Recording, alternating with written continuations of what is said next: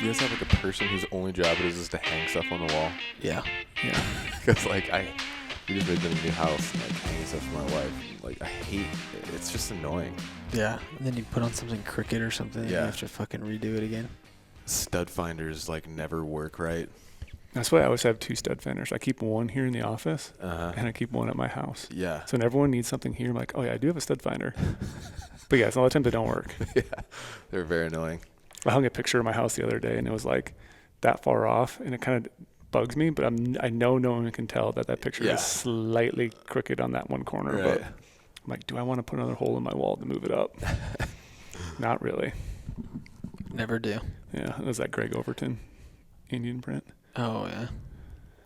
Are you just naturally thin, or do you like? Have you been on a cut or anything? No, I'm naturally like this way. Okay. If I stop working out, like the highest I ever got in my life was 212. When I was really trying to eat everything possible and like just lifting every single day. So I did. I never ran. And I moved down here to Vegas and just started playing basketball again, and I was instantly back down to like 180. Okay. Just had to lose everything. Wow. My body just. See, I gain weight unless I'm actively trying not to. Yeah. It sucks. Like right now, I guarantee I'm just losing weight just sitting here.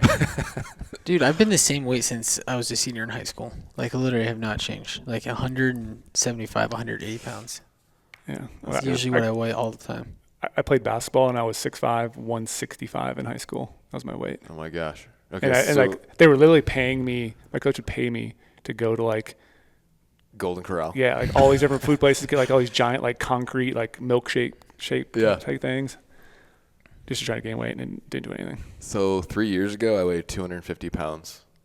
Damn. I weigh 175 now. I Beast. was really fat. Jeez, you really cut back, huh? Oh, yeah. I mean, I was obese. Like, if you look at the numbers, I was, like, technically obese. Yeah. Obese. Yeah. I've battled obesity and won. I don't know if I ever believe any of this stuff, but according to my Garmin watch, it says I have a fitness age of a 28-year-old. Oh, nice. Is that Just which like watch me. is that? What? Just like me, I'm 28. Phoenix 6. Okay. Where is it? Oh, I'll show you. Is it on your phone? Yeah, you have to go like once you click the app, you click in the heart. Okay, let's see. I wonder how old I am. Garmin Connect. You guys both got the same watch? Yeah, I have a Phoenix 7, but same basically. yeah, mine's you click the heart, and then down at the bottom says fitness age. Wait, what heart? Oh, I have to probably add it on there. So, how do you add this bottom thing? Stats. Like you can add more down at the bottom. There's different custom things you can have. Oh, here we go. Fitness age. Yep. 28.5. Heck yeah. How old are you? 35. Yeah, we're like this basically the same. Nice. Okay, I feel good about myself. Yeah, I'm 36. Mine's, what did I say, 28? 28 and a half, something 28. Nice, guys. Proud of you both. With the same age as you, fitness-wise. Yes. Yep. Thank you. like that. Well, Neville's is probably the opposite. He's probably Mine says 36. 35. 30. Really, really old. Here, I keep seeing. Is his 3?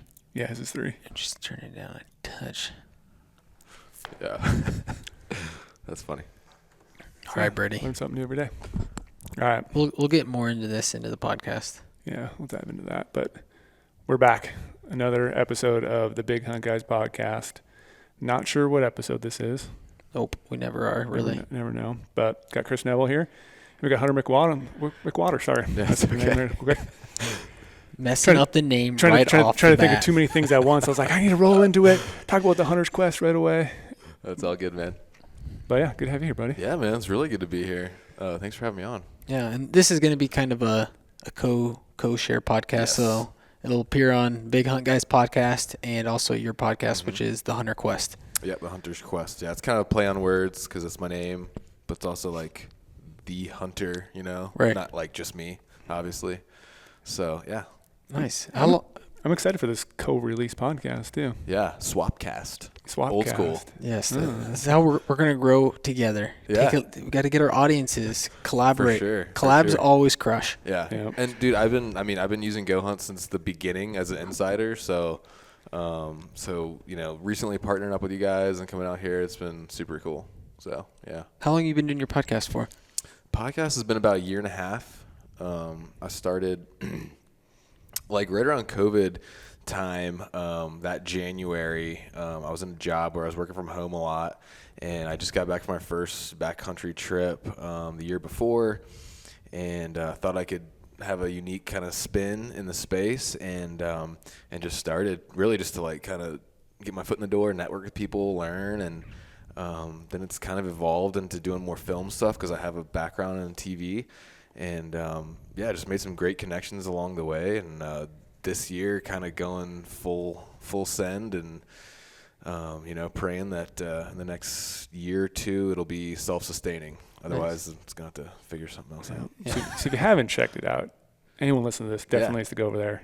Yeah, The Hunter's Quest. Yeah, I got did a film from Kodiak last year that on my channel it has I think 200 views or something. But luckily, I don't even know how, but I did a podcast with Brian Call, and we kind of stayed in touch, and then I think I just sent him a rough cut or something, and he was like, "Oh man, this is really good," and we went on a hunt together, and anyway, he ended up running it on Gritty, which was awesome. I think it has I don't know, not crazy, but probably 26,000 views, which is obviously way more than I would ever get on my own. So, yeah, if you haven't seen that yet, definitely go check that out. It's a cool film. And then I got 4 film and hunt projects lined up for this year, and I already got one for 23 lined up too. Nice. So you were just working like a regular Well, see, I was working at job before this? Yeah, I was working at CBN, the Christian Broadcasting Network. I worked there for 7 years as a producer. I was a camera operator for 2 years, and then 5 years I was a producer for the 700 Club. And we would do similar stuff to this. We would travel around, usually have 3 stories, and we'd go to people's houses, interview them. It'd usually be a testimony story, they were a drug addict or went to jail or whatever and got saved, and then shoot B-roll and the whole thing. And so I did that for 2 years as a cam op, and then kind of got promoted and was a producer. And then after that, I actually went and worked for my church. Right when COVID started, I went and helped them launch their online ministry, which it was kind of a lot of the same stuff. I was the on-camera host, and I was helping them produce that. And then that's when I started the podcast, was during that time. And it's it's one of those things, if you're passionate about it, it's been it sounds really bad, but I spent way more time on the podcast and stuff than my actual job. And then was able to put a business plan together, and was blessed with the connection that believed in me and believed in the project to kind of help me get some startup funds so I could go into it full time and really invest in what you kind of have to do and be able to come out and do stuff like this. Yep. Because, I did 1 season, with the job and doing films, and, I almost got fired. But I was just right. I'm going. I need unpaid. Yeah. I went to my boss, was I need unpaid leave for 2 weeks. And, they had, this other guy, and they're like, we want you to know, this doesn't look good. And and I was like, yeah, I know, but I don't care. I'm going. Right. So are you putting all these films? Are you trying to make these films on your own channel, or are you like you said, you put it on Gritty's? I'm guessing Gritty was in that hunt too, right? No, that was just me and 2 buddies, and he liked it and saw something in it, and so it's kind of a combination. So this spring I went out with Mark and Ryan and Brad and Kym from Peaks, and so I was kind of working as a contractor for Brian, helping to film it. I also do some editing work for him. I edited one of his Grizzly Bear episodes. It's a little tough because he uses a different editing software than I do, so I had to learn a new editing software, which is a pain. But then, it's kind of evolving. I'm not exactly sure. For example, this fall I was thinking about going. The original plan was to go with, because I have a deer tag in Montana, I was going to go with those guys, but they have a ton of tags to fill and 2 kids they want to get. So I knew I'd I was telling you guys about this before, I'd be last man on the totem pole to actually get to pull the trigger. So that's an example where I haven't figured it out yet, but it's looking like I'll probably kind of try to do my own thing. And then, how Remy did with Solo Hunter, he would kind of do his own thing, produce a thing, and then kind of sell it essentially back to Solo Hunter. The Hush guys kind of do something similar. So I've talked to Brian about doing something like that.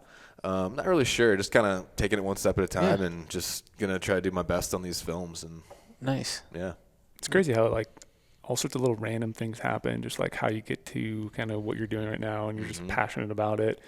Like you said, you almost lost your job over how passionate you are about trying to do this, but it's that's the steps you got to take if you want to do anything in life. You got to take that little risk to push forward, and like, it's big unknown, but like a lot of times the juice is worth the squeeze. Yeah, and you don't want to look back in your life and just say like, oh, what if I tried? You know, like what if, like, you can always try something and fail, and like I've got a degree, you know. I'm not like a genius, but I'm smart enough. I can get a job doing something, or just even my video background. You know, everybody needs video people these days. So like, I'll be okay. But I never wanted to look back and be like, man, you know, I could have tried it and didn't. You know. # no regrets. Yes. No regrets. No regrets. No regrets. Do you know I used to have that as an arrow wrap back in the day? Oh yeah. On the back really? of it, it's like no regrets. Just let it fly. Just let it fly, man. No regrets. Let it rip. Nice. And now he doesn't shoot bow anymore. No, I don't. Too many regrets. Today was the first time I shot my bow, and I don't know if I should actually publicly say this, but I haven't shot my bow since TAC last year. Okay. You just wait till the year and then start shooting again. I shot really well today. Yeah, not bad at all. How far were you guys like walking it out to? 80. That's the place we went to. Yeah. Yeah, I'm not really set up to shoot past like 75 right now, and so I signed up for one of like the easier TAC courses. Oh, yeah. Like I don't even have a 100-yard. I Right. don't even set up for it. So yeah, I'm a little worried about embarrassing myself out there, but whatever. TAC's one of those. It's a good like test run before hunting season. Yeah. Kind of get a feel for, you know, what's your maximum range. For sure. And hopefully it builds confidence going into the hunting season that you. Yeah, I don't have any get it archery done. hunts this year.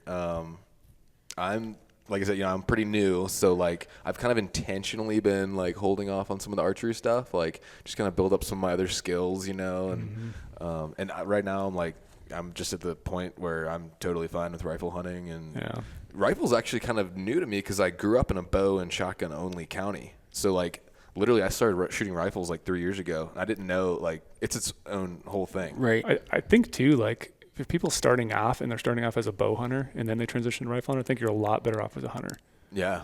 Because then you learn all the stuff about patience, when you can draw back, when you can move, when you can, you know. So true. Like for us, it's like how to stalk and stuff like that too. And they put a rifle in someone's hands. Well, now anytime I see an animal, it's game on. Like I know how to work around the mountain. I know how to move in on it. Yeah. Breathing, all that stuff. It's like, I think you become a better hunter if you start archery and go to rifle instead of go backwards. Yeah, the hardest thing for me was, because I was the same as you. I grew up in Iowa. It's all, basically all I did was archery hunt. So then when I got a rifle in hand, it was more getting comfortable with the rifle and like setting it up, you know, getting behind the scope, finding the animal in the scope. It's like a lot of stuff that I haven't done that often. Yeah. But like the hunting aspect was all there. It was more just like understanding my equipment and what to do. Absolutely. Like I literally thought you just like take a scope and just like put it on and like hand tighten stuff. You're like, oh, I'm good. And like I've missed deer like that, you know, in the beginning. And I was like, what, you know? And then I had a friend who's like ex-military and like super intense, like, you know, and you got to be if you really want like long range accuracy. Like I just did a video about mounting a scope. I mean, you got to be precise and do it right, or else you're gonna regret it later. Yeah. It's a whole thing though. I had no idea, so it's been cool learning. Yeah, I used to be the guy that made fun of rifle hunters. Really? Because I was just strictly bow only on everything. Like we were talking yesterday about like that Coues deer. Yeah. When I went down to Mexico, everyone was making fun of me, like, why the heck are you bringing a bow down here where you need a rifle? And I'm like, I'm just going to get it done. If I don't get it done, that's just fine by me. Wow. Then I tagged down on day 3 with the biggest Coues deer ever. So like, that thing even is a before monster, the rifle guy. dude. So it's like I had so much success with archery and then so geeky with all the stuff, how I tuned my bow, how I built my arrows, and then now transferring it to rifle. It's like, now he's all rifle guy. All rifle. Yeah. Different stages in life, you know. It's like maybe that was my midlife crisis. I don't know why you can't be both. I'm both. I know. I do love muzzleloaders. Then it opens up the opportunities you can go hunting. I pick up a muzzleloader though. There you go. It's kind of overwhelming though. Like there's so much to each weapon, you know. Like if you want to be really good archer and like a really good rifle hunter, it's a lot. Yep. Like especially if you're trying to, you know. I mean, there's some decent bow shops out where I'm at, but like it's not like here. It's a little different. So you know, if you want to do your own stuff on bow, I mean, it's pretty serious. Yeah. Speaking about opportunity, probably a good time to tell people about that sweet little promotion we got going on when we started. Podcast. Promo code podcast. If you're looking for any maps, Go Hunt Maps. We cover all 50 states. Also, we have Insider, cover your draw odds and all that different stuff. So find different opportunities. So yeah, use promo code podcast and you sign up for Insider, you get 50 points back at the Go Hunt Gear Shop. Nice. Sign up for Explorer, Maps only membership. You use promo code podcast, you get 20 points back to go in gear shop. 1 point equals $1. So get a membership, do some research, or get maps, and have the best season ever. Yeah. And get some free gear. Win-win. That's right. I think right now it's a good time for people like just kind of mess around with maps, get familiar with it. Like the Explorer membership for $50 for all states, all 50 states. So like for you, but you live back in Virginia. Mm-hmm. Yeah, I've been saying too, like the way you guys have set it up with turning the different layers on and stuff like that is a lot more intuitive than with Onyx, to be honest. And also that new thing you guys just came out where you can save like a giant high-res map. High-res map instead of like patchworking like 80 little like 5-mile maps together. That was the biggest pain point for me because like you literally would have 20 different squares. Yeah. People would ask me like at the office, how many download maps do you have? Like I have 1 million download maps because this spot could get wrecked. Yeah. Like, it may have a ton of people in it that I don't know about. Because I've scouted it all summer and never saw a single person. All of a sudden I show up there and that's like the family camp that these guys have been going to for 20 years and I didn't know about. It's like, now I have to move. I might have to move again. So it's like having all those little squares and they always had to like, there was those gaps in between it. I was like missing satellite imagery or missing topo. And I'm like, so annoying. That's always right where my camp was or always right where I was glassing from. Like that little spot right didn't overlap them enough. That's so annoying. So now being able to zoom out as far as you want, to download a giant mountain range, download half a unit at once if you want to. Like I downloaded my entire Antelope unit in one fell swoop. It was 32 gigs. Nice. That's the way to do it. Yeah. Set it and forget it. Yeah, that's right. Yeah, and now it's really cool too. You can do all the state layers download at once. So right now I have all of like, Montana, Idaho, Nevada, like all the states I usually go to. Nice. All download at once. So I never have to worry about, hey, did I download roads and trails when I did satellite maps, or did I have public and private turned on before I download stuff? Now it just downloads everything at once. Nice. So we could be like literally driving around. I can see an animal anywhere, and I'd be like, is that public land? Oh yeah, well I already have it downloaded because I had the whole state downloaded. So it's not like I'm driving my hunting area and only have my hunting area downloaded. Like that's data I could collect for a future hunt. Like, oh, I saw a big deer here, I'm going to mark it and see if it's a unit I can pick up a tag next year or whatever. For sure. Do you still do whitetail hunting in Virginia? Oh yeah, yeah. I'm in a club, which is like where I'm at. It's like there's no public land. Like you got to either be in a club or own something, or like your best friend owns something. And it's a dog club. So they run once a week on Saturday mornings. They will release a pack of hounds, and the guys will just all get set up in different areas. And so it's like a driven hunt. Yeah, you guys have probably never even heard of that. I've never heard of this. Yeah, this is wild to me. This is like the Virginia like traditional style of hunting. Like all these clubs. So I'm not huge into it. I've done it. I've killed deer behind dogs. It's fun, but it's a different experience. I joined because the other 6 days of the week you can still hunt it, and I have access to 8,000 acres. Yeah. But yeah, basically everybody gets together at a clubhouse at like 7 a.m.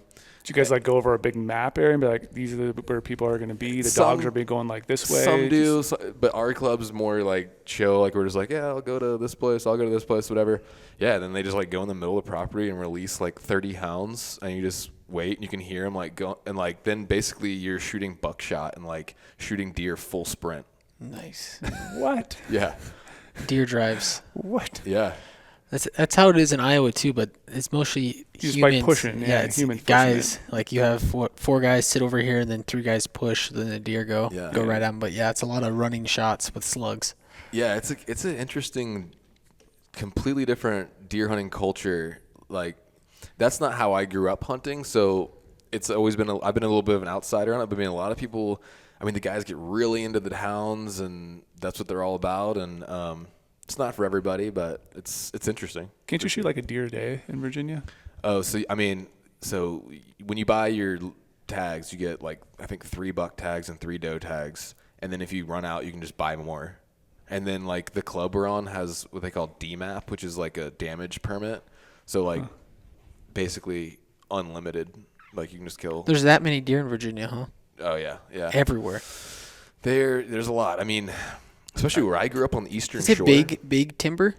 No, is there like ag fields? It's mainly ag. Where I grew up hunting is on the eastern shore of Virginia, which I don't know if you guys even know what that is, but you have like Virginia, like the coast of Virginia, then you have the Chesapeake Bay, and then there's the Delmarva Peninsula that comes down, and the very tip of it is Virginia, and it's got the northern subspecies of whitetail that are like bigger than the mainland Virginia deer, and there's no predators. Like there's no coyotes, no wolves, nothing. So it's like when you go there, it's like, it's not like, am I going to see deer? It's like, how many deer am I going to see? Am I going to see a big one? Like, it's guaranteed. I never went and didn't see a deer. I got spoiled big time. I've only done some things over there a few times in Virginia. I shot a bunch of stingrays. Oh, really? In Virginia. It's spear like fishing? Yeah. Oh, yeah, bow fishing. Oh, okay, bow. Okay, cool. Yeah. Where are you? I want to say it was near like Chigatig. Is that a Yeah. thing? Yeah. Mm-hmm. That's on the Eastern Shore. Yeah, so like it was on the border of Virginia, Maryland. Yep. And we shot a bunch of southern stingrays, Kauno stingrays. Tried chumming some sharks out there, but had some jet skis spooked my shark that was coming in. But it was wild. Shot a ton of stingrays. Yeah, that's cool. So we just moved actually. So, but have you guys heard of that dude, Taylor Chamberlain, the urban bowman? Yeah. Didn't First Light have a video on? Yeah, and he was like, he was on the dude from Wired to Hunt went out and did a hunt with him. Anyway, so I live in Northern Virginia now, and there's a huge like problem with like urban deer. And so what you do is you actually go and do like an archery qualification, and then they like assign you a city park, and like you can bow hunt the park. How does this work for non-residents? Yeah. How can we go over there? I will go sling some arrows at deer in a park. Yeah, we have urban archery season in Virginia. It goes from September to March. But it's antlerless only. Okay. But then within that, you can shoot bucks during the regular season. But a lot of hunting opportunity, different style and different types, but a lot of opportunity. So what do the season dates look like just regular? So you have like archery season, then you have your shotgun season? Yeah, so it's different by county. Where my club is in Chesapeake, Virginia, it's kind of different. There, all firearms open October 1st and go till like the end of November, and then you can bow hunt all that urban archery, and there's a muzzleloader season as well. But typically, it's archery season comes in, like aside from urban archery, just regular archery season comes in usually the first Saturday in October, and then rifle will come in like first or second week of November, and then it usually is through like January, end of January or something. Nice. Do people actually like set up stands at this club? Is it like strictly set up stands? Yeah, actually a lot of guys still hunt and bow hunt. And then Saturday is just kind of like get the boys together. And so where's your southern accent then, living in Virginia? We don't. Virginia's not that far south though. Yeah, it's kind of mid-Atlantic. I mean, so every year I take my dad and his a father and son who live in Strasburg, Virginia. Okay. I don't know what part of Virginia that is. Yeah, I don't either, actually, to be honest. Yeah, so they have a strong accent. It took me so long to actually understand what these guys are saying when I took them out hunting. Mm-hmm. And there's friends, and we just go out and take them hunting. But like, I would always make fun of them because like their accent is so thick. Yeah, so I grew up in Virginia Beach, which is like a beach town, and people don't have accents there. I mean, but yeah, definitely there are parts of Virginia with very thick accents. I think this is like the neck part of Virginia. Yeah. Like, what's a Virginia accent sound like? Is it southern? It's a very southern accent. Or is it like a New York kind of accent? No, it's southern accent. Very southern, yeah. Huh. And it's funny too because the first time I took them to Montana, they came out like, "Hey, we're just gonna take their normal like guns that they have over there." All like totally like flat nose bullets, like can only shoot like 100 yards. Yeah. And then they just like at one point they missed this buck like 4 or 5 times.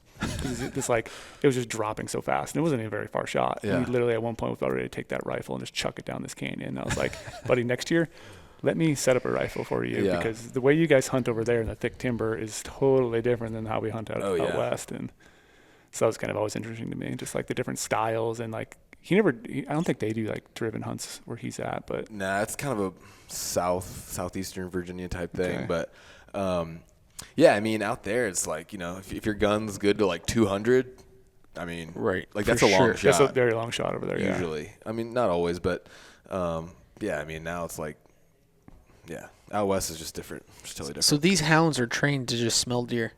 Yeah, they just basically. That's crazy. Yeah, it's wild. Good dogs.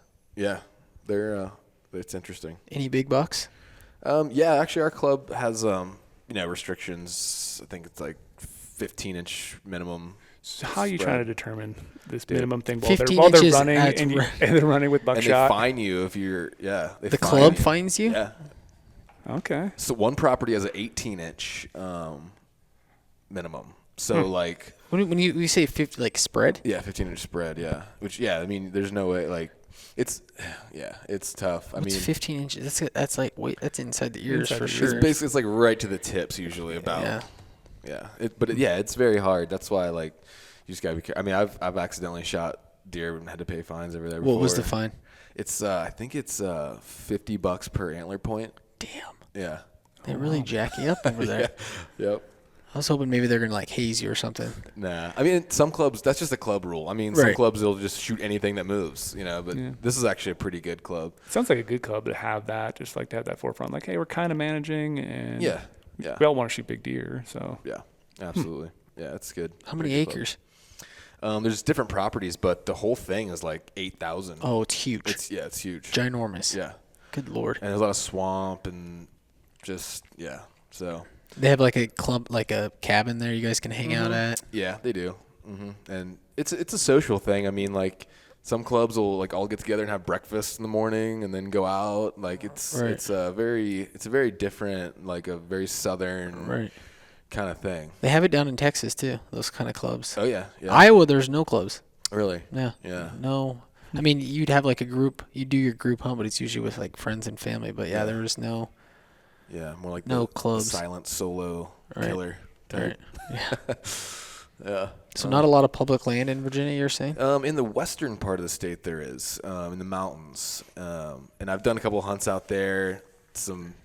And there's a guy I've had on the podcast before named Nathan Killen. He's kind of like local legend, and he'll actually hunt like almost like Western style. Like he'll pack in for a couple days, and it's cool. There's some rugged terrain out there, very beautiful, but the deer densities are super low. I mean, you can definitely kill some big deer back there, but like it's all national forest, so they don't do any timber cuts, and so I mean you can go 3 days and not see a deer easy.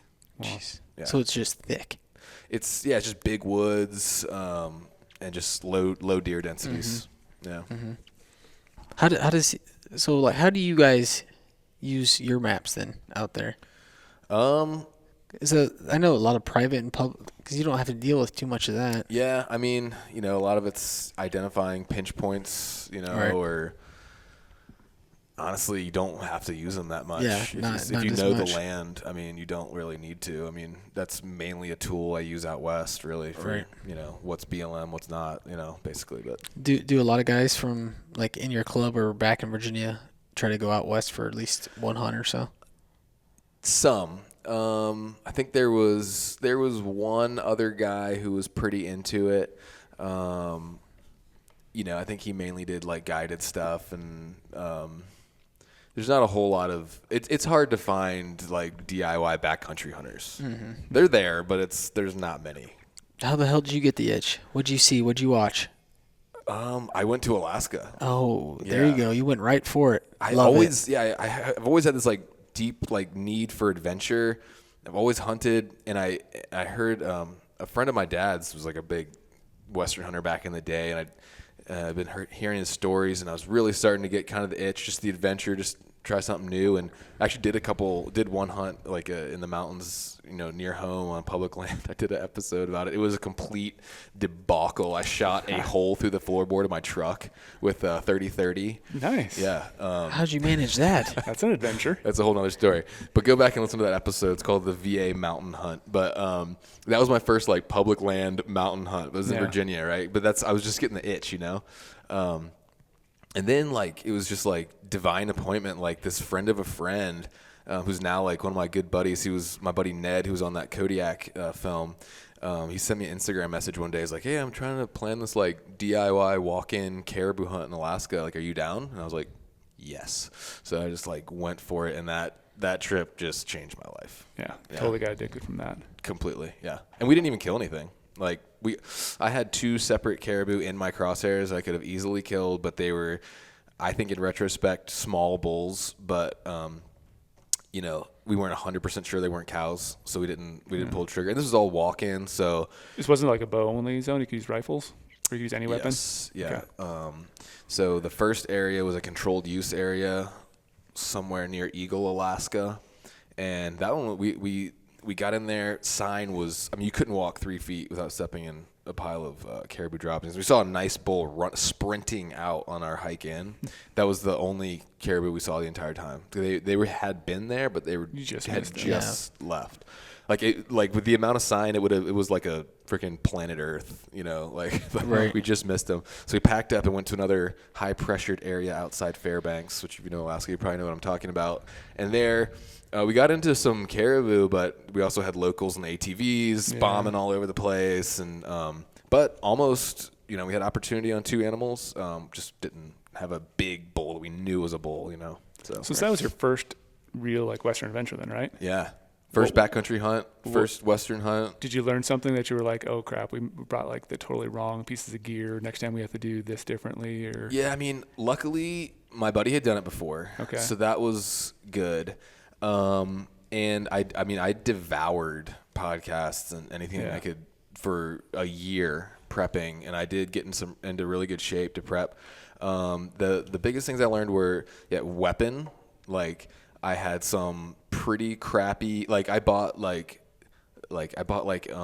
packages you can get, like a rifle with a scope already on it. Oh, this is the worst. Dude. I thought it was legit. That's how much I didn't know. Yeah. And, it was fine for a while. And then I noticed a week before the trip, my scope was sliding and the rings were garbage. The scope itself was garbage. Ended up getting straight. So that was a big thing was okay, I need to get serious about my weapons system, if I'm doing this. And the other one was I brought way too much clothing and too much food, actually. And I put all my food in the top of my pack, and so it was super top heavy.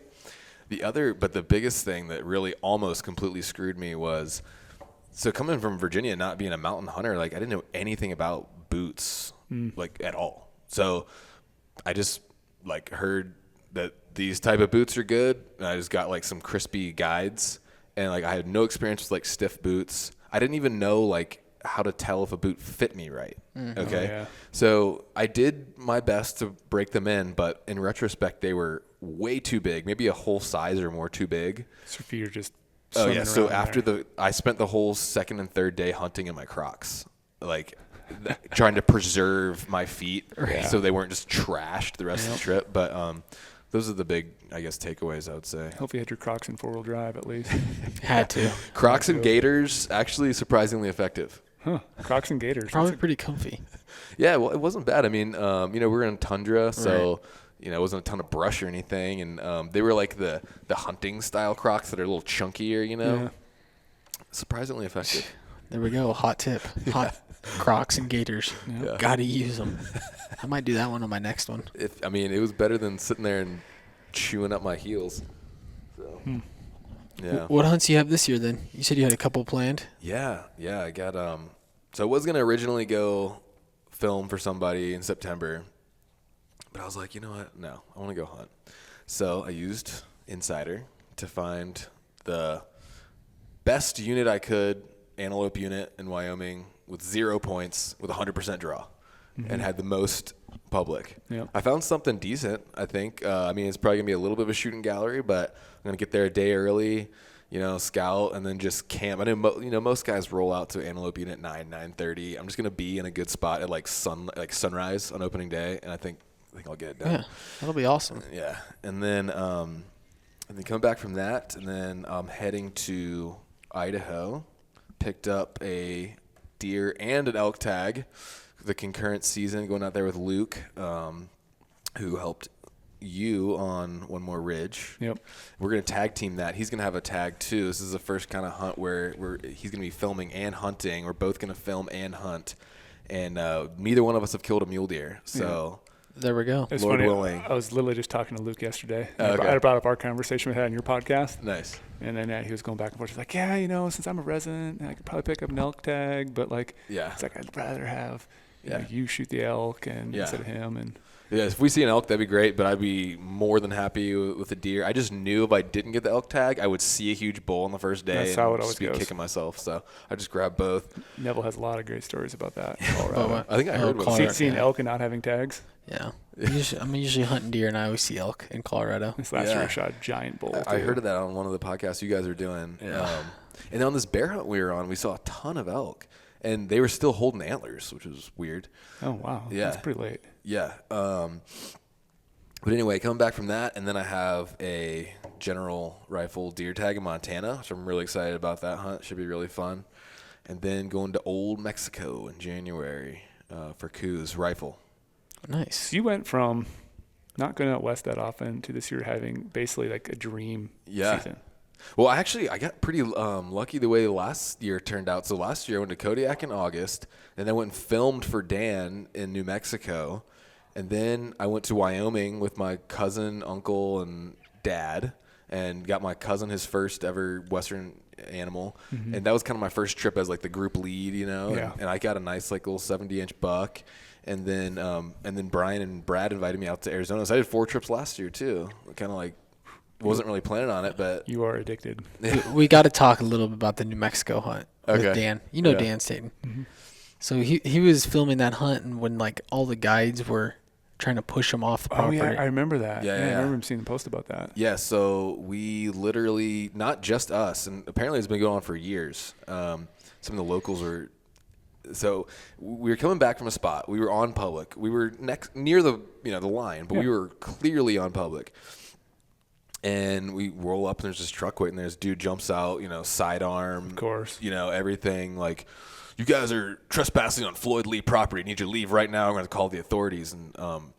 And Dan, like, he knew where we were, and he's not backing down. He got right in the dude's face and was like, I mean, he was mad, dude.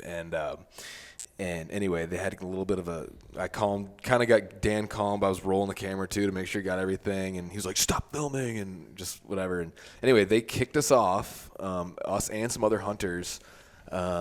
And, we called the game wardens, but some of the local guys came up when they saw Dan kind of getting heated, and they're like, dude, no. Like, they're like, we've heard stories of people like getting gagged and bagged and like wake up in the desert somewhere, like after getting their butts kicked. Oh, wow. Yeah. So, jeez. Where's this footage? I got to see this footage.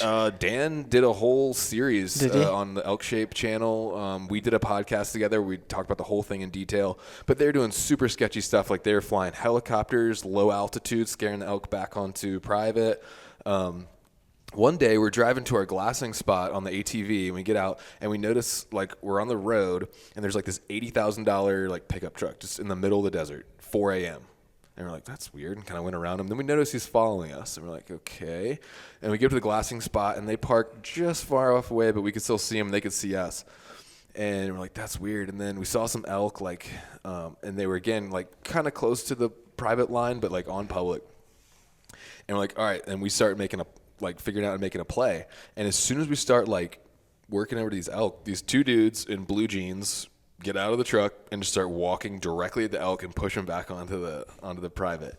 My gosh. Yeah, they had no trespassing signs on public land, road closed stuff on open so basically public just trying roads. To own the whole thing and just say just super shiesty. I mean, they have we talked to other hunters that guys were running, off, and they had a resource that was worth money, and they were trying to protect it. And so that dynamic just creates just like this seedy, like we called it the elk cartel. Right. It was sketch, man. That just makes it not fun at all. No. Hunter harassment. Yeah, 100%. It was for sure. Super, super bad. But yikes. No, you guys didn't shoot anything either. That was tough too. So we hunted 9 days hard. Finally, the last day, I think I was telling you about it. We finally got into some elk. That was my first time like seeing elk in bow range, like bugling. I was like, okay, now I get like why people are obsessed with this. This is like otherworldly. It's like magical, like dinosaurs or something. So, but anyway, so Dan had a super long shot. It was like 75, 80 yards or something. And as soon as he let the arrow fly, the thing took just a big step and it hit way far back. And we tracked him for 2 days. I actually missed my flight home looking for that thing, but never found him, which is, as you know, sucks. Yeah. But part of it. Yeah, it happens, even to the best of them. Yep, it sure does. Yep.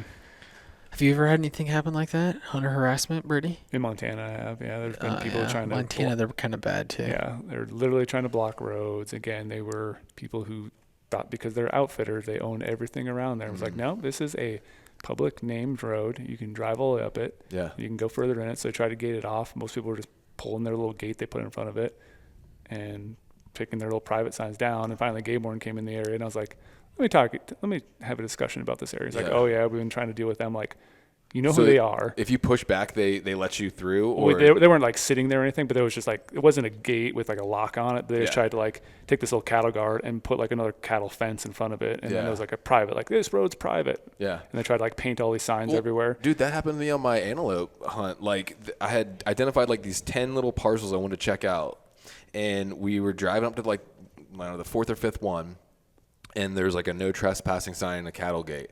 And I was like, dang. And we started going. And I was like, wait a second. Yeah. I just gotten back from Dan. And I was like, hold on a second. This is a road, named road, public. I was like, no. And so I was like, we're going through here. And we went through there, and that's where I shot my antelope. Yep.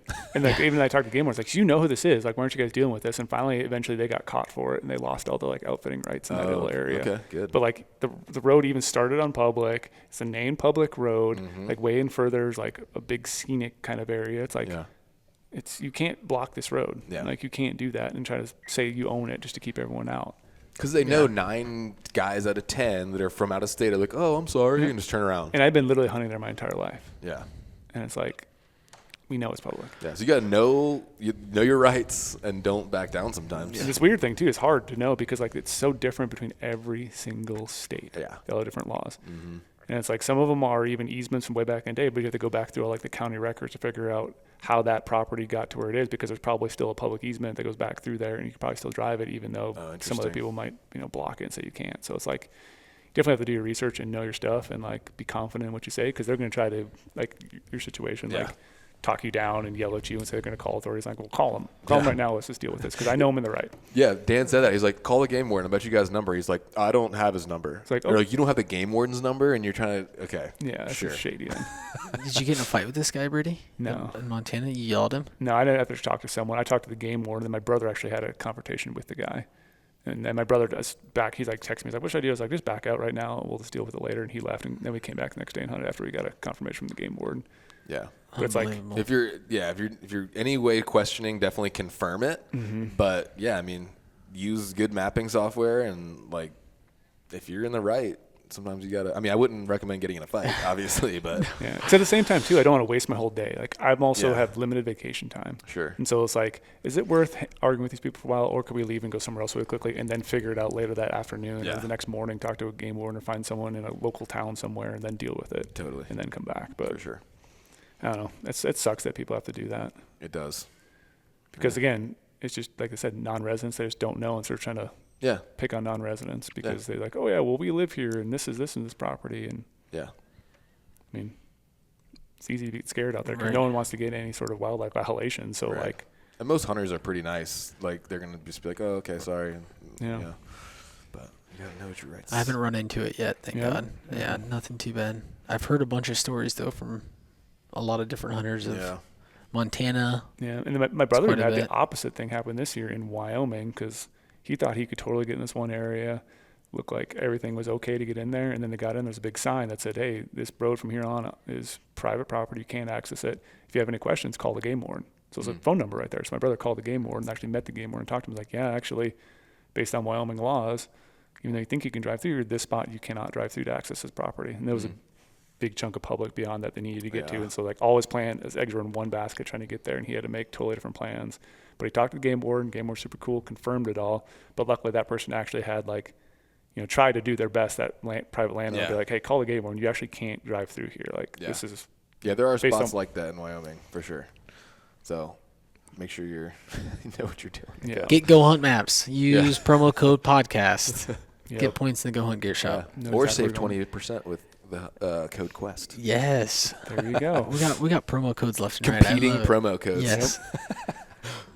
Love it. So talk to me about, obviously I've never had to do this since I moved out west, but like the logistic wise of living out west and then driving out here. Yeah. So It's tough, man. Are you like getting your gear ready like months? Do you drive most of the time? That is the farthest drive ever. I drove to Idaho. How far a drive is that? It was 3 solid, like, Holy 10, 12-hour days in a row each way. So 6 days I was on drive. Like, I was telling one of you guys, like, after the drive home, like, hurt me. Like, I got home, I was like, I had gained a ton of weight. I had all this, like, fluid. Like, my legs had, like, edema. Yeah. Like, I was, like, noticeably weaker in the gym. It was weird, man. Like, because you go from, like, working really hard in the mountains and having, like, limited calories, and then, like, you sit for 3 days straight eating, like, fast food on the road. It just destroys you. And just having kids, like, I can't and, like, the way I got my hunt stacked this year, like, I can't afford to drive. So, you know, luckily, since my first ever, like, Western hunt was in Alaska, like, it almost kind of, like, made it where it's sort of normal, like, to just deal with, I gotta fly places. Mm-hmm. Now, the more I get into it, the more I realize, like, how lucky you guys are that you can just drive in to go scout, or even just, you know, something breaks or you get something, you know, you're within striking distance most times. So you definitely have to plan ahead a lot more. You know, I'm learning little tips like if I got anything near Utah, like Brian is like, just ship a box of your stuff to me. And he's even said I could use one of their vehicles and just fly into Salt Lake, get my stuff, and then only carry on. Like, obviously, I got to check my weapon. Yep. He even said I could use some of his guns sometimes, but I don't like doing that. I like having my own weapon. But so I'll carry on. Like, when I went out to in January, when I went out to meet up with Brian and Brad, like, I had all my camera gear in a big Pelican case, and I checked it, right? Because I brought way too much stuff. But when I saw my Pelican case coming around, I was like, it didn't look right. And I pulled it off, and I opened it up, and it was just full of, like, weird computer stuff. And I was like, what? And what happened was somebody had grabbed mine, the exact same Pelican case, and took all my camera gear and left. And, like, I tried, like, I was freaking out. I started trying to find the person.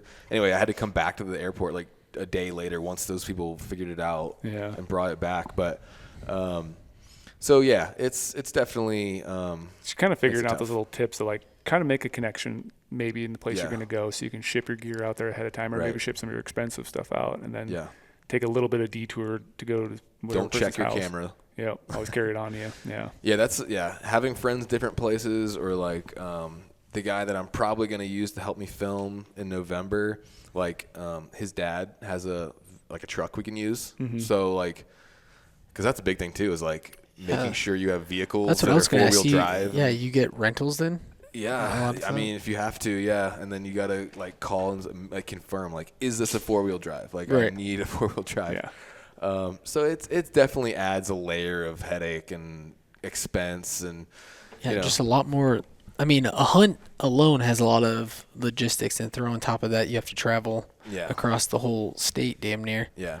And then if you talk about, like, hiring, guys to help you shoot it and stuff, luckily, as a producer, too, at CBN, like, that was a big part of my job, was because when we had these trips, you had to plan all logistics yourself. So I have some experience with planning trips and all that stuff. It's really cool how, like, all my past experiences really, like, almost, like, led me to this, So it's definitely an extra headache, and I'm hoping I can make it work, financially in the long run, because there's more expense, involved. Especially nowadays. My competitors. Everything's getting a little more expensive. Yeah. Flights are more expensive. Mm-hmm. Not as reliable, for sure. Oh, man. We sat in the tarmac for 3 hours just in the plane on the way out here. But now I live near D.C., so at least I can find direct flight. Like, there's a direct flight to Salt Lake. There's a direct flight here. Mm-hmm. Before, I was in Norfolk, Virginia, like, so I always had to have at least one connection, which adds more chance to get lost, and your stuff getting lost and everything else. So yeah, it is what it is.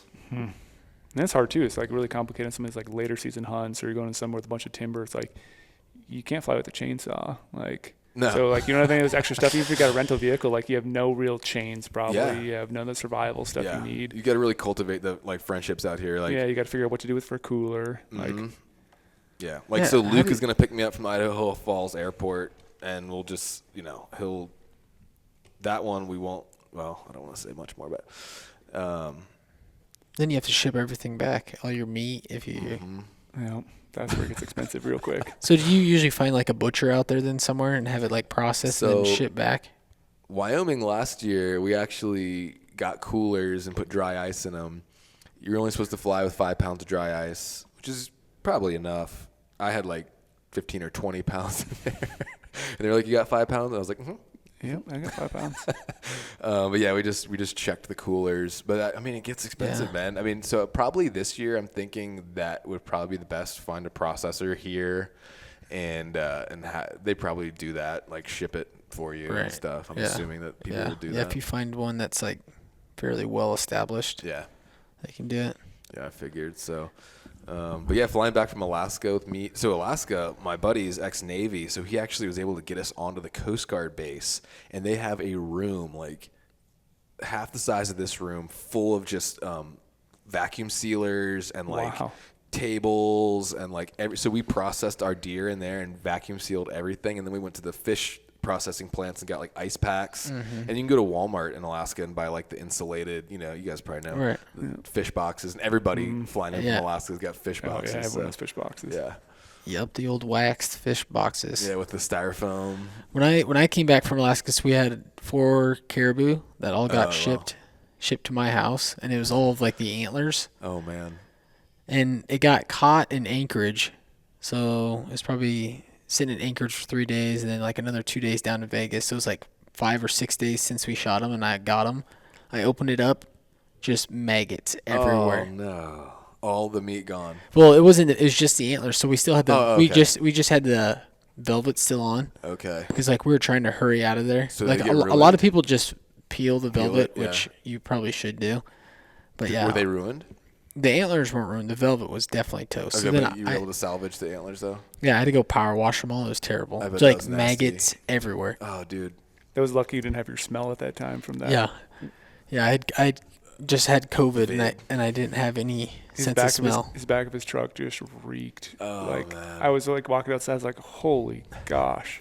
Did you have to do a test when you went to Alaska? Oh no. Thank God. We went in like the height of COVID, and my buddy got a false positive COVID test like 2 days before we were leaving for Alaska, and we were freaking out. But anyway, he was fine. But no, that's what I was worried about, because it was probably last year around this time. Okay. It was like July, and I left, I think, like the 18th of August, something around that time. And yeah, this is the same time of year last year I got COVID. That's why I couldn't go to Park City. Yeah. But your meat made it back okay? Yeah. So we flew with our meat right on. Okay. On the plane. Yeah, we used like the fish, the wax boxes. So it was like you had to split it up 50 pounds each. Oh, but then you paid someone to ship your antlers back. Yeah, because the antlers you had to go through I forget what it's called, like a verified shipper. Verified shipper, yeah. Yeah, through Alaska Air. Okay. So you have to do it through cargo. Got you. Yeah, and it's like a huge box full of antlers. Yeah. When we were coming back from Kodiak, I just had my deer head in my check-on luggage. Right. Yes. Like I just had like it taped up or whatever, and like antlers sticking out of my backpack, and the Alaskan Air people were like, "Yeah, it's fine, whatever." And my buddies, I don't know if you guys saw, my buddies was a monster. It was the 11th biggest Kodiak on record taken on Kodiak. Jeez. I don't know if I saw that. Yeah, the Kodiak film is the 11th biggest ever recorded, taken off the island. And so people were stopping him in the airport, like getting pictures with him and stuff. Jeez, like, you're like a local celebrity now. Yeah, it scored 117. Damn. Yeah, that is a big blacktail. Yeah. Good Lord. I want to do that hunt so bad. It's really fun, man. Did you stay on a boat then went in, or did you guys camp right on Kodiak? We did kind of unique. You know, most guys go during the rut and stuff, and I bet that's really cool too. But we went in mid-August, and flew up into Alpine Lake. See, that's what we were talking about doing. It's legit, like, because you're up there, you're not hiking back and forth to a boat every day. The days are super long. You're in the Alpine. It's beautiful. It's green. We were in a goat lake basically. Like, it was awesome, man. It's like a poor man's sheep hunt. Mm-hmm. But you can kill like 2 or 3 if you want. Yeah. Actually, the day I flew out, Brad from Argali was flying out the exact same day. Like, yeah. I saw him on the dock. Yeah. Yes, I watched his videos on that hunt too. Yeah. Did you guys do rifles on yours? We did, yeah. Could you if you went with bow, do you think you could have been successful? Yeah. I mean I don't I don't know about me personally. Right. You could. Yeah. Like somebody could. Yeah. Ours was a little Brad's a killer hunter. So, and I didn't, ours was a little different the way it worked out. Like we shot one buck the first full day. My buddy got one. We wanted to get him one first on camera and get everything kind of dialed. And then some weather moved in and we barely saw any bucks for like 4 days. And we thought we were going to be eating tag soup. And then the last morning we shot a double on our 2 bucks. Nice. And it would actually, now looking back, it would have been where they would have been tough to stalk in to archery range, but we were able to get, pretty easy stalk to 200 yards and dropped them. No bear issues? Many bears, no bear issues. Yeah. Saw a lot. Yeah. Like we landed, we're setting up camp literally the first 5 minutes. So I look across the lake and there's a mama with like 4 cubs just like running. Yikes. Right towards our camp. We had bear fences and they were, most of the bears that time of year down low eating salmon. And anytime, actually so we had this one like just beautiful basin that like we had a great glassing spot from. And, that's where we shot our deer, and we called it the Safari Park. And we did actually see a mom or a sow and cub like probably 10 minutes before we saw our deer. So we definitely had it on our mind because we had to go right through basically where they were. And then when we killed them, we were yelling and making noise to make sure that the bears. But anytime they, had any clue we were around, they were polite. So. Right. I think it gets a little different later when they're hungrier and there's no salmon left. Yeah. But this time of year, we were fine. Yeah. Yeah, I feel like the bears in Alaska are a little more skittish because they're hunted. Yeah, they're hunted. They know that we can kill them. Yeah. We're down here.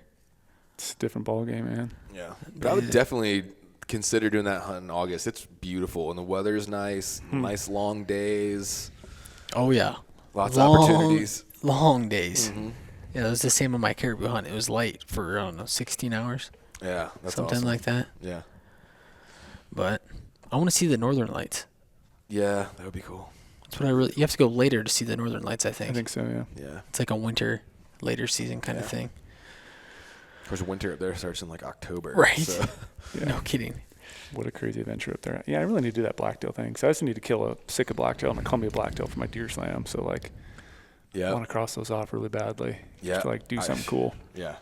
I'm trying to finish that too. You shot a coos?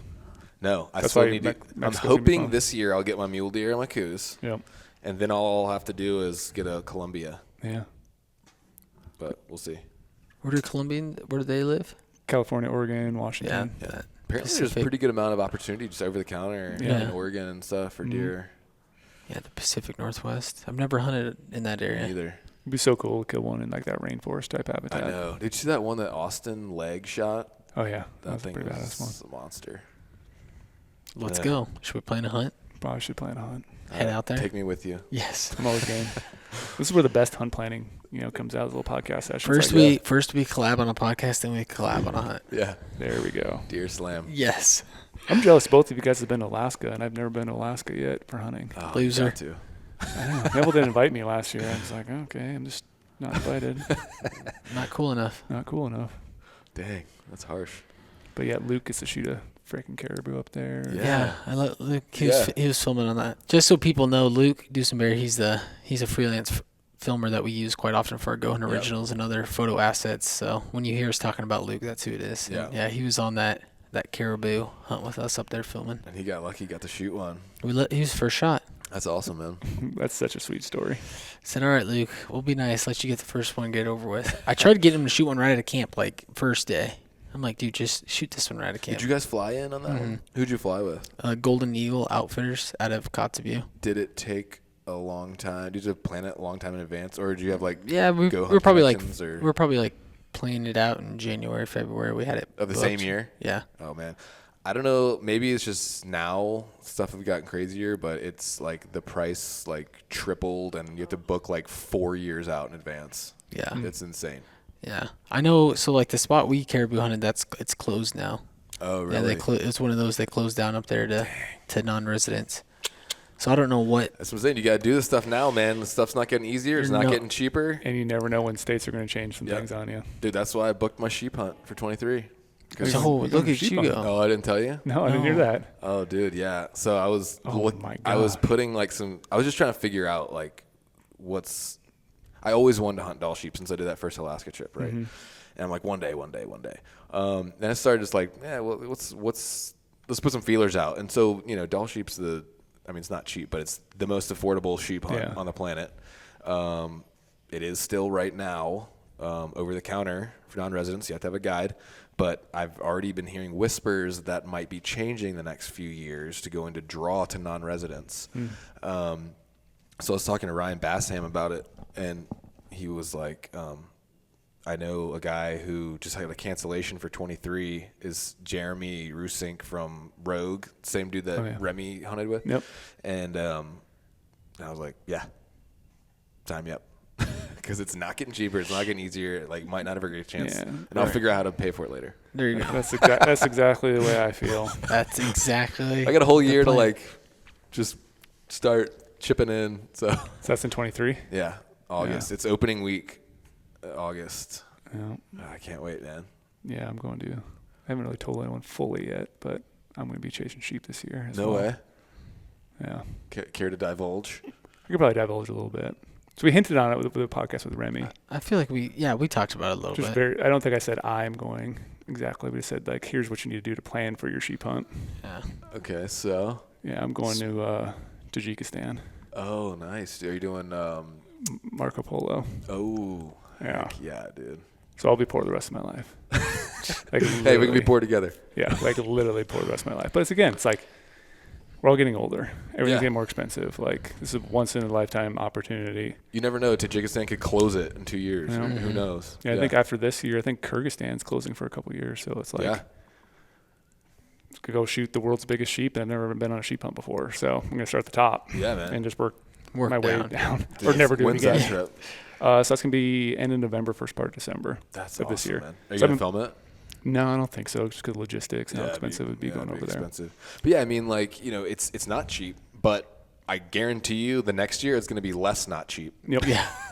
Every year it'll be more expensive. Yeah, so for sure. And then like I could, hurt myself on some other hunt and not be able to do it later on, or never know what your health is going to be the rest of your life, or where something might take you, or you have to move, or get tied down. Where it's like right now I have all the free time in the world in a sense, and it's going to hurt my wallet big time, and I'm going to be poor for a long time. But like, you'll remember the hunt, not the paying the bill. Exactly. So I've been very hesitant this year about how I've been applying for all of my tags, because like I just don't want to have anything close to that. I don't want to have another big hunt coming up where, like I said, I could hurt myself or just overexert something. Just want to be fully dialed, like hunt of the lifetime. Got to be prepared for it. So that's sick, man. How long is the hunt? I think it's 8 days. Okay. But like you fly over there, I fly the East Coast, and you fly into like Turkey, then I fly into Dushanbe, and then driving for 3 days and trying to get to the area. Man.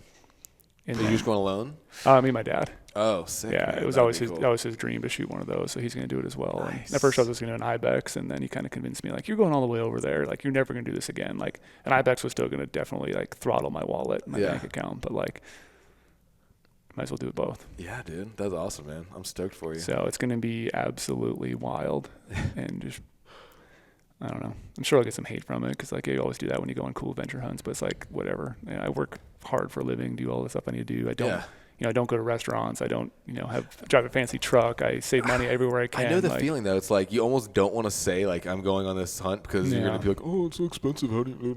Nobody can do that hunt. Yeah. You're rich, Brady. Like, I sacrifice so many different things in my life, and all I do is hunt. Like, I canceled playing. I used to love playing basketball. That was expensive because we had basketball tournaments. I'd, pay for the basketball, like, where the gym we were playing at. It's like, I cut all that stuff off. I sold my super expensive bow fishing boat. I used to have a big old, fan boat. Yeah. Totally got rid of that out of my life. Yeah. Sold it. That's a hole in the that you just dump money into all the time. Like, cut all those hobbies out. Like, I literally don't go to restaurants. I live in Las Vegas, and someone can ask me like, "Oh, where's the best restaurant?" Like that restaurant you told me earlier today. Yeah. No clue what it was, but you're like, "It's great food," because I don't go out to eat. Yeah. I eat everything in house. Like I make everything myself. Yeah. Like I save money that way. So you shouldn't be like we shouldn't have to be like ashamed that no, you never should be ashamed because it's like, yeah, Brady, I don't should be ashamed. I don't drive a fancy truck. I don't have a big side by side. Like, how dare you go on that? I know. I might just do hater comments on your Instagram. You're going to Jesus' hand, you rich boy, loser. You can hate all you want, Neville. You have free rights to hate.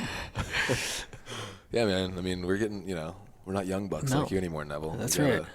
We only got so many years left on these legs. Mm-hmm. That's why I just gotta keep saving right now. I just start Yeah. It's literally true. Like you start saving, or like other people are doing, they're starting to invest their money in different things. Or I don't really believe in all this crypto crap, but there's probably some things you could do to start building up your funds on the side, or getting other side hustle jobs, or doing other things. Just like just slowly work towards what you want. Because like some people, they have a dream to have side by sides and new trucks every single year. Well, that's not me. Yeah. My dream has always been just to save money to go hunting. I saved money and bought a house, did that sort of thing, and now I'm saving money for other things. And that's awesome, man. So it's like, what do you want to do in life? It's like, I want to hunt. So yeah, financial advice from Brady. Yeah. No, I'm stoked for you, man. I can't wait to see what you come back with. That's 23. That's right. That's this year. Oh, this year. Okay. Yeah. So that's why this year has been very careful. Like I've been planning this for like 3 years and kind of kept it under wraps for a while. Oh, sweet. It's finally here. It's here. I know. I don't know. Live.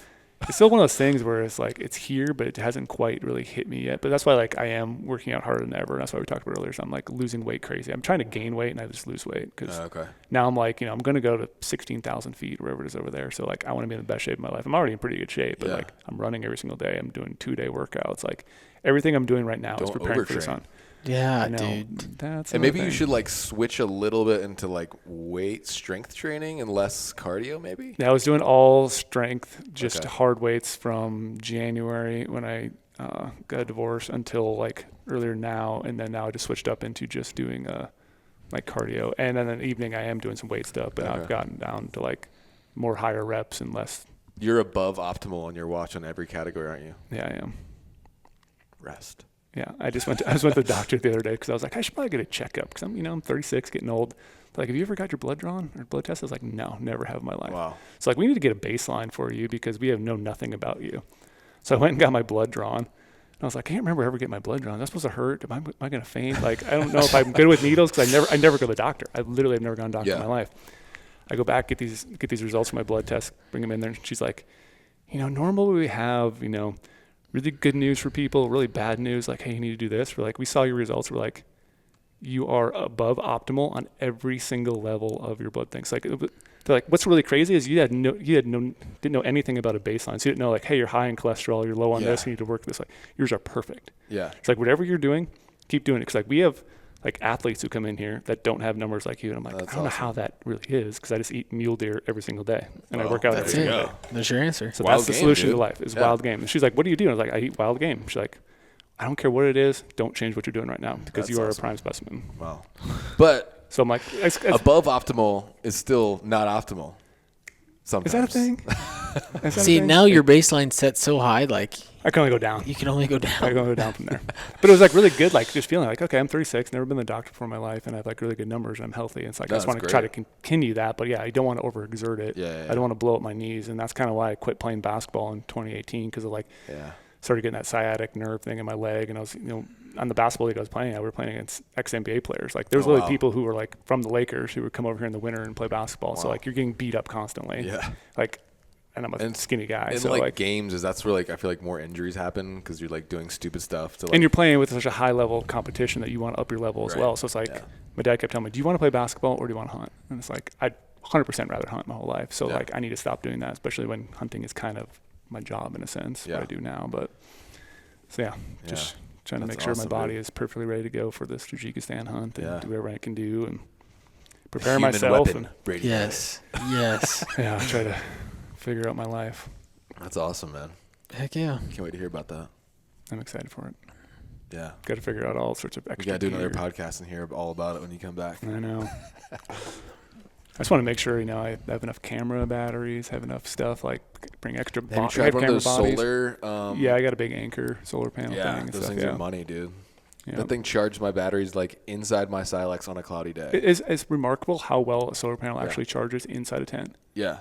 I mean, it's come a long way. I had like one of the original Goal Zeros. Yeah, the Goal Zeros are that great. It broke in like 2 days. Yeah. The thing sucked. Which one do you guys have now? It's the Anchor. It's like the 3-fold one. Yeah. It's only like $70 on Amazon. Yeah, or something. It's pretty cheap. Yeah. It's pretty legit. Nice. Yeah, really I fun. need to get one of those. It's legit. Do they make smaller versions then too? I don't know. I think that might be the smallest one. I mean, it's only like this big. It's actually not that big, but you unfold it to like this big, but it's like this big. Nice. It's like trying to like figure out all that extra little gear I need to do, you know, try to figure out like when Remy was talking about, bring multiple locks and just keep them in your gun case even. Like what if one of those locks like breaks? TSA locks? Yeah, what if one of those locks breaks and all of a sudden hit the next airport? We're like, hey, you don't have enough locks. Like this gun has to stay here. So it's like thinking all that little extra stuff to keep in your gun case and just like make sure I have all my paperwork dialed, you know, make sure I have all my, you know. Yeah. And then the guides will probably have like surplus like canvas stuff and like most in the GOHUNT rifles or something. Yeah. Here's a flannel. Yeah. Put it on. Put it on. Nice. No, that's gonna be a cool adventure, man. So it's like trying to cross off those just adventure bucket lists in your life. Like you said, your sheep hunt, like it's expensive, but like I knew the second I went into that country in Alaska, I was like, I have to hunt Dall sheep one day. Mm-hmm. And if you keep saying one day, you're gonna wake up one day and it's going to be 3 times as expensive as it was when you wanted to do it. Yep. You might be fat and old. Exactly. They might close the season. Time is against us, boys.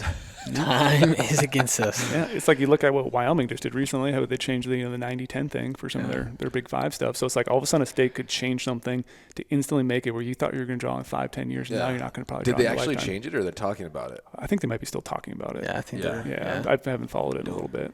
Don't jinx it, jinx us, dude. Okay, come on. Sorry. Unbelievable. Don't do that, Wyoming. It's like random things like that, you know. It's just like you can never plan. Like these bonus points, preference points, random states, like it all of a sudden go away one day and just change everything over to make it so it's gonna be longer. So if you have an opportunity to go now, that's why I always tell people, like, why would keep building points in every state? Burn them every year you can. Like literally. Yeah. I can find big deer in any single unit, just how hard you want it, and like how much e-scouting or how much time you want to sacrifice. Like driving on a Friday night for us, it's a little bit easier, and like going scouting for one weekend, coming back at 4 a.m. Yeah. Like literally the other day I commented on YouTube, like, it must be nice you guys get to hunt for a living. It's like, well, it's kind of that, but like we literally catered our e-scouting around a holiday, drive all night back again. I'm super tired that whole entire week, but it was worth it for the amount of intel I gained. Yeah. I mean, this is still a legit company. You still have work to do. Still have tons of work to do. It's not like a free-for-all by any means. I just did one with Chris Porter, and I know, and that's good to hear you say too, because like we were talking before about like so many people just like, oh, I can't hunt till I have 10 points or whatever. It's like, no, you can find good opportunity. And I was going to ask you too, like, because it's encouraging to hear you say that like you still find plenty of opportunity just with a rifle. Mm-hmm. And you're hunting. Literally last year, I no joke had 6 mule deer tags. Whoa. For rifle. I turned a bunch of them back in because I drew too many. But like there's so much opportunity out there. Yeah. But it's just like it's that opportunity that people are like, oh, it's leftover or it's over the counter for a reason. Well, that's a hunt I can go on every year. And then I'm learning about mule deer every single year. Where if you're sitting there thinking like you live in Virginia, you want to go elk hunting someday, and so you're waiting 15 years to draw that dream elk tag, you finally drew it, but you never elk hunted before. Yeah.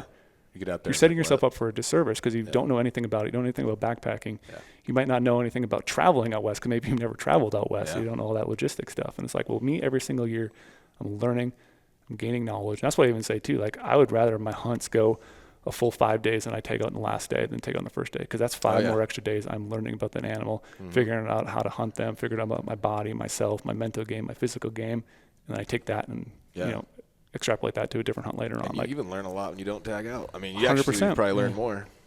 Yeah, you learn about everything for like, oh, I should have e-scouted this different way or just done this differently. Like, figure out a lot of cool stuff when you extend your hunts. Like, yeah, sure, you can say like you kill on the first day because you did a bunch of scouting beforehand. Like, that's a little bit different story. But if you've never been there before and you're killing the first day, it might have been luck. Yeah. But I'd rather just grind it out and learn it. And then I learned that spot. I was like, hey, that was a spot I was over the counter. I can go back next year now. Absolutely. And now I know 7 days worth of information. Mm-hmm. It's like, that's what's cool about just burning points. Like people will razz on me too, but oh, Brady's strategy, just burn points all the time. It's like, well, it works. It's like I literally can put tags in my pocket all the time. And like, I know that's probably going to change soon, but like there is so many hunting opportunities out west. Like, just hunt. Just hunt. Yeah. Go hunt. Use GOHUNT. Like, go hunting. You know, you don't always have to hunt mule deer. You don't have to hunt elk. You like, there's over the counter, you know, Barbary sheep in Mexico. You can hunt that 365 days a year. Yeah. So or like, instead of waiting 15 years and buying points and licenses for 15 years, like hunt every year. And then if you want to go on a sick hunt, like pay somebody and go on Yeah, exactly. Use all that money you would invest in all these tags, all these hunting licenses, and maybe put that into some buy a landowner tag or something. Buy a landowner tag, or put that in some portfolio thing where you're trying to go stock hunting. market or gain some money or just whatever you need to do. Or just go sheep hunting. Just go do it. Use promo code podcast to go sheep hunting. Go sheep hunting. Save some money. We'll have some maps research. for you. Yeah. Or Quest for 20% off. Quest. Yeah. When does Tajikistan get on the map? I know, right? I did those maps before then. They're gonna have to the nice thing too, they're gonna have to make a special build for that. All 7 continents. You actually can download things. I don't know if we talk about it a lot, but you actually can download satellite maps for everywhere, but you're not gonna have any layers. Oh, really? So I can still go up into Canada right now and download maps. Or if I was going to go hunt BC or something like that, I can download some of that stuff offline. But I won't have any layers, roads, trails, public, private. But still, so I can still use it and drop some waypoints and stuff like that. Yeah. So, heck yeah. Well, guys, I think I need to get something to eat. I'm pretty hungry. Yeah, we've been going. How long have we been going for?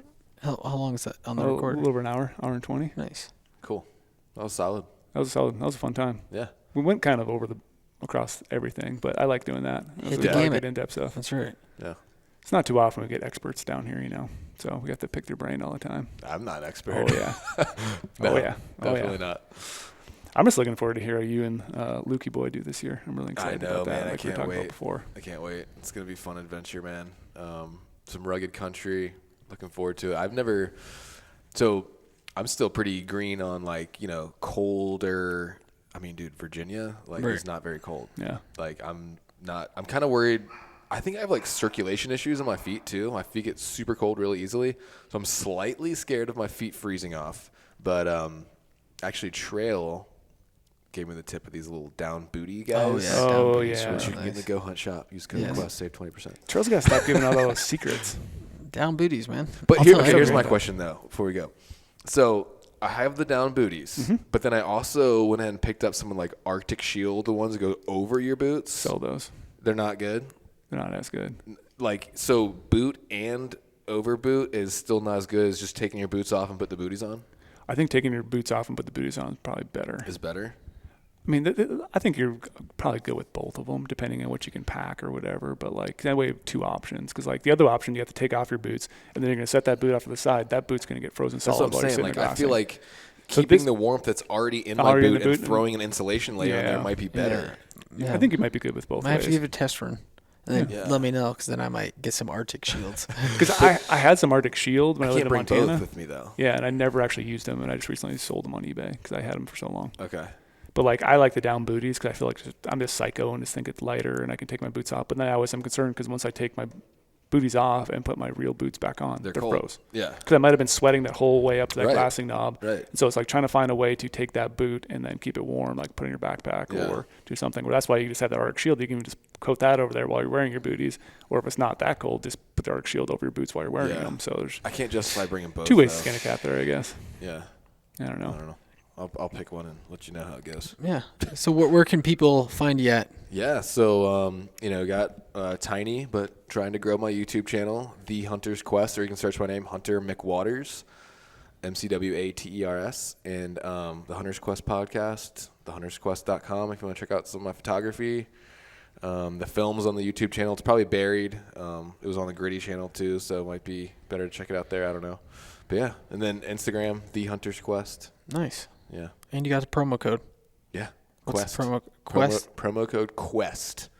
You get Go Hunt Shop, or for Insider or Outdoor Class, any of those you get 20% off, and it helps support the show.